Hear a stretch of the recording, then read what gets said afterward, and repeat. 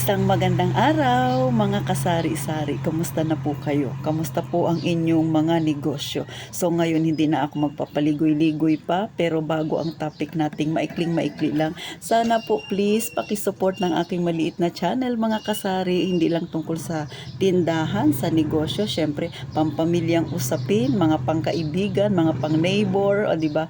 Sari-sari pwede nating pag-usapan, mga kasari. Syempre, makakatulong ito sa mga medyo hindi marunong maglabas ng saloobin nila ng kanilang problema, kanilang hinanaing sa buhay, talagang sinasarili lang nila. Malay ninyo, maaari po nating matulungan yung mga ganitong tao na nanonood sa akin. Sana po ay matulungan nyo rin ako. Please like, subscribe my munting channel, Christina Tinoy Mamarites. Thank you po, mga kasari. So ngayon, madali ang ano lang to, pagbablog, mga kasari, kasi sa akin ay may bumili. Actually, lagi namang may nagtatanong sa akin ito, pero ngayon ay iba-vlog ko na siya. Kayo ba, na-experience niyo ba ito? Or yung iba dyan baka ginagawa ito? Yung nagtitinda ng sigarilyo na ipinagbabawal, mga kasari. Please lang, wag niyo pong tangkilikin, ha, yung mga ipinagbabawal na sigarilyo, lalo na yung mga palusot. Lalo na dito sa amin sa Palawan, kapitbahay namin ang Malaysia. So, bandang South Dulo, lagusan na yan, ha, pag ikaw ay sasakay ng maliit na ano ba to, sasakyang pangdagat, maaari ka nang makarating ng Malaysia.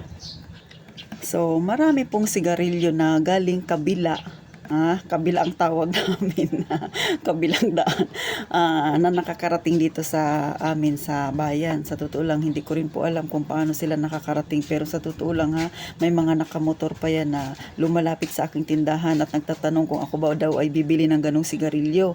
So ako po ay ayoko, personally ayoko, kasi bukod sa ang aking tindahan ay napakaliit, ayoko po ng may illegal, gusto ko po ay legal. Ayaw kong kumita ng malaki na galing naman sa illegal. At saka ayaw kong itolerate yung mga tao na tinatangkilik yung illegal. Gusto ko po ay legal lang lahat. Kasi syempre pagka legal lang yung paninda, wala kang kinatatakutan. So yung mga ibang tindahan dito may mga style, hindi yan magbebenta ng illegal na sigarilyo sa hindi nila kakilala. Pag bibili ka, hindi ka kakilala, bagong mukha ka, syempre natural, hindi ka pagbibintahan. Pero kung ikaw ay taga rito na sa aming barangay, kilalang kilala ka na ng tindahan, syempre pagbibintahan ka, pero tago-tago nga lang, pero style nila yun, wala akong pakialam sa style nila. Pero ito ay paalala lang sa mga kagaya kong may tindahan, yung mga nagbabalak na magkaroon ng tindahan na maliit, huwag ninyong papasukin. Paalala lang, please lang po, huwag ninyong tatangkilikin yung mga ganyang sigarilyo ng mga palusot-lusot, kasi doon lang tayo sa legal. Mas maganda po na magnegosyo tayo na legal, na sakop ng batas, kasi pag ikaw ay lumampas doon, nagka-problema ka, naghahangad ka ng malaking kita, paano kung matsambahan ka minsan, di ba? Sabihin natin na hindi naman, kasi kilala mo yung binibentahan mo, di ba? Ang tanong, paano kung bigla kang nahuli, o di ba?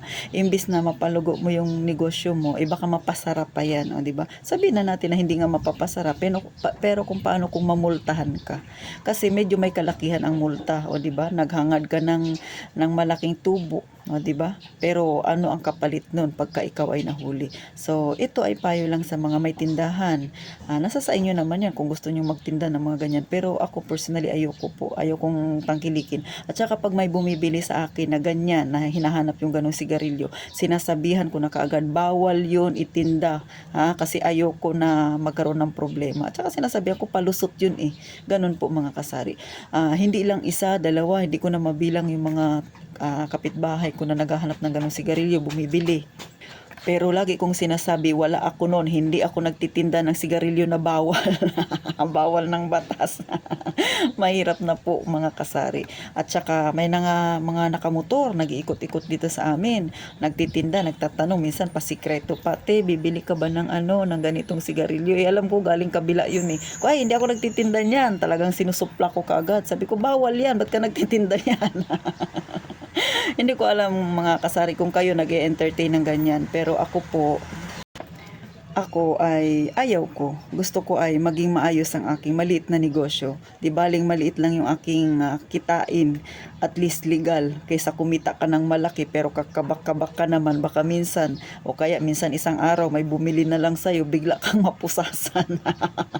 So ganun, mga kasari, ito ay payo ko lang din sa mga kagaya ko dyan na may tindahan. At saka syempre, Sa mga nagbabalak na magkaroon ng tindahan, wag nyo pong tangkilikin yung mga ganyan. Doon lang tayo sa legal, wag yung mga illegal na yan.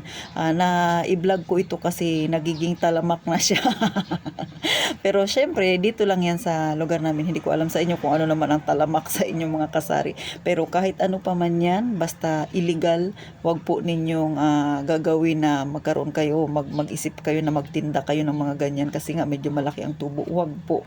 Hayaan ninyo yung mga katabi ninyo magtinda sila, bahala sila. Pero kayo, doon lang kayo sa hindi ipinagbabawal ng batas, doon sa mga legal na mga ibinibenta.